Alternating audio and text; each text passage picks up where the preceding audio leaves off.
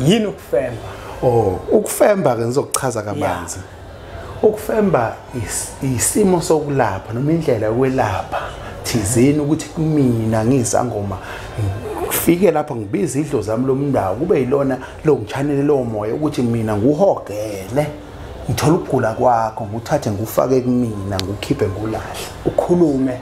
mengabe kukhona umuntu ogula ogangayo la othakathayo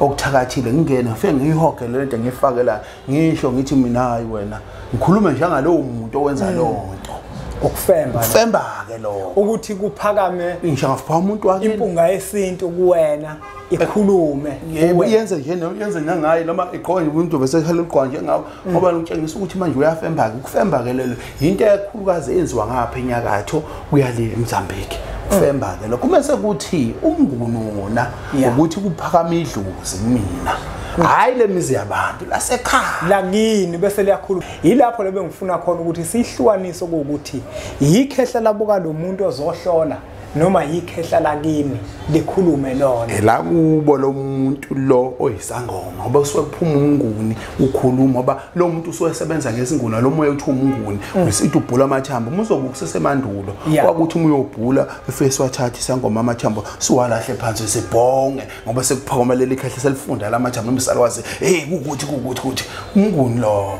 asisakwazi ukukhuluma nogogo khuluma kokuthethene sento amafasha bahlosile bathi uzokhuluza ukhokho bewe asisakwazi ukukhuluma nogogo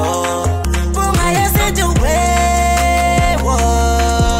sakhuleka kunina abakhulu hayi khona bogogo nomkhulu igama umfoka mbanje ithi sasimbiza ngonduna kanjaba hayi khona yasuke yahlala impungu sihlebelela ulwazi izinto zaqala zakhanya nenkinga zaphela emphela njaba isisa kithi siyakhala sekukhona nenyanga zamanga izinto sakithi siyahamba engathi sekukhona abafundisi bamanga